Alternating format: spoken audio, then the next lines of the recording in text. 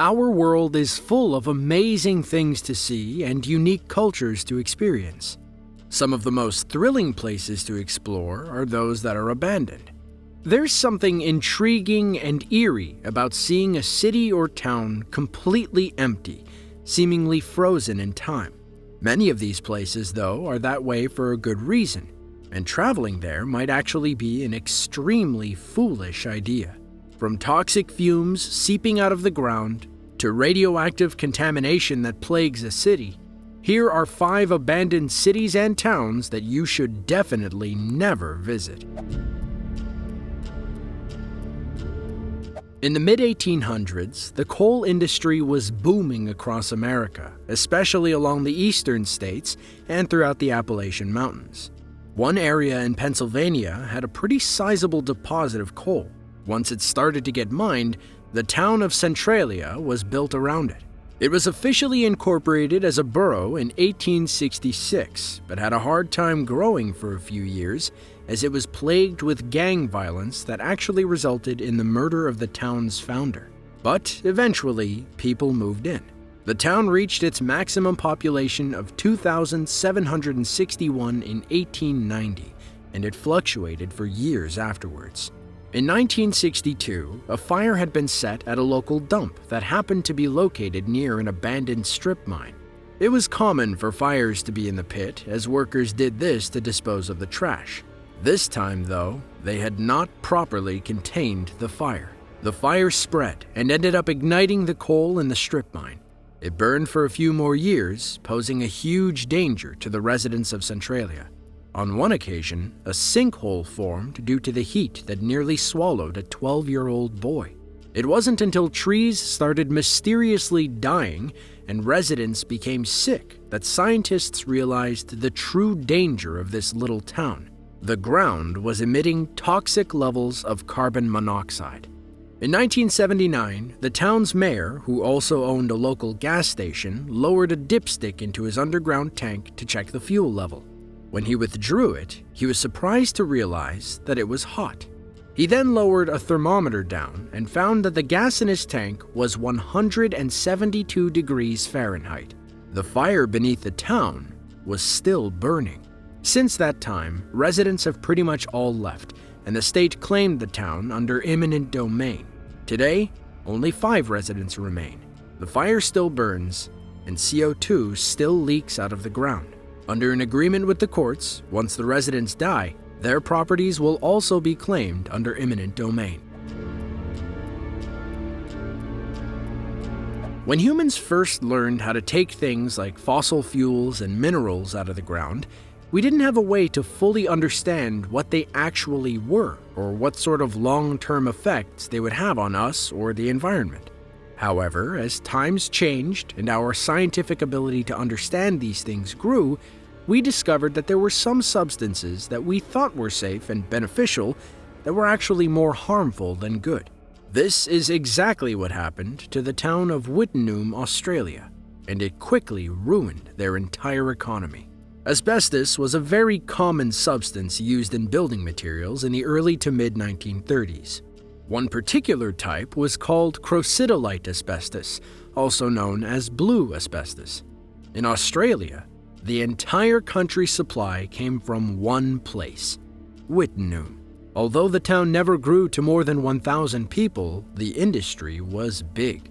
But, as you can guess, when it was discovered in the mid-1900s that asbestos was incredibly harmful to the human body, demand for the mineral suddenly disappeared, and the mine was shut down in 1966. In the wake of the study of the effects of asbestos on people's health, the Australian government announced that the town's status would be removed and its funding pulled. It was an effort to drive people away from the incredibly unsafe and contaminated area. It was removed from all maps and road signs, and by 2015, only 6 residents remained, with all of them finally leaving by 2019. Today, it is considered to be the most contaminated site in the Southern Hemisphere. Pretty much everyone knows about the nuclear disaster that happened at the Chernobyl nuclear power plant in 1986. We've even covered it in numerous videos. However, when it first happened, it took a while before news got out. This was because Ukraine was under control of the communist Soviet Union, and they kept things very secretive. Some people who especially suffered were the residents of the nearby town of Pripyat.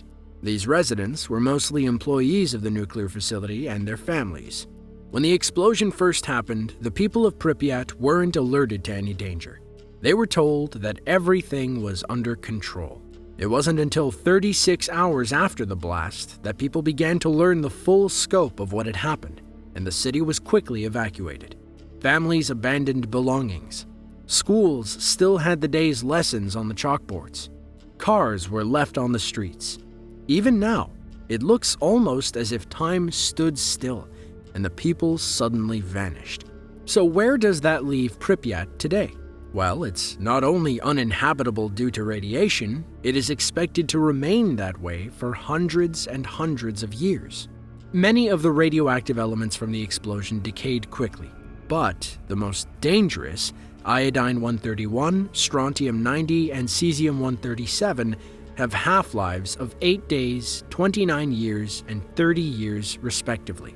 What this means is that it will take 30 years for half of all the cesium to decay. Then, it'll take another 30 years for half of what remains to decay. This cycle will go on and on. With the vast amounts that were released, it'll take centuries to be considered safe. People still do visit the city and even work at Chernobyl. Generally speaking, the levels are safe for short periods of time, so employees typically work for 3 weeks on, then 3 weeks off. Located deep in the Caribbean Ocean in the leeward island chain of the Lesser Antilles is the island of Montserrat. It never had the largest population of people, but it served a pretty significant role when the various other islands in the Caribbean were being settled in the mid-1600s, and has remained the capital ever since. There was, however, a critical flaw in its construction. It was built close to the long-inactive Soufriere Hills volcano. In 1995, the volcano that was supposed to be asleep suddenly woke up, and the eruptions that came with its awakening were not subtle at all. Pyroclastic flows and ash were spread all across the island, illustrating that the town was in grave danger. In late August of 95, a material called tephra fell on the town, and the people were evacuated. A few months later, they were able to come back. But on June 25, 1997, a huge eruption produced pyroclastic flows that killed 19 people. Once again, the people were evacuated. Even after this eruption, many of the residents were wanting to return to their homes. That was until a series of eruptions from August 4th to the 8th of that year sealed the deal for the town. The large eruptions destroyed 80% of the town and buried it in over 4 feet of ash. It made habitation nearly impossible. Today, the island has a population of around 5,000 people, but none of them live in Plymouth. No matter where you go in this world, you will find some form of religion. From time to time, various followers of these religions branch off to start their own versions that most refer to as cults. In the 1950s, one popular cult was formed in Indiana by a man named Jim Jones. He founded a cult called the People's Temple, an offshoot from a Pentecostal church. In the 1970s, he led a group to a remote village in Guyana, South America, where he aimed to create a sort of utopia. However, he and his followers were under all sorts of criminal investigations, and in the late 70s, the law started closing in. As a final act, on November 18, 1978, he directed his followers to drink punch that was laced with cyanide. 909 members were later found to have perished. Today, the land on which the Jonestown church was located is completely abandoned, leaving an eerie and ghostly reminder of how a charismatic yet disturbed man misled hundreds of people to follow him and his misguided teachings. Much of the furniture and signage still remains. The dorms and buildings that housed the various followers still contain some of their belongings.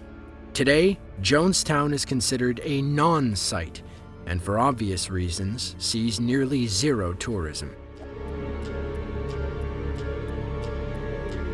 The city of Picher, Oklahoma was one of many throughout the 1900s that was founded around the mining industry. Located in the far northeastern corner of the state, the town primarily mined zinc and lead. These resources had been mined in the area for more than a century. Then, in the 1970s, some things came to light that put the entire operation in jeopardy. It was the beginning of the end. For all this time, the excavation of these elements went unrestricted. The tailings from the operation were left strewn around, and they turned out to be rather toxic.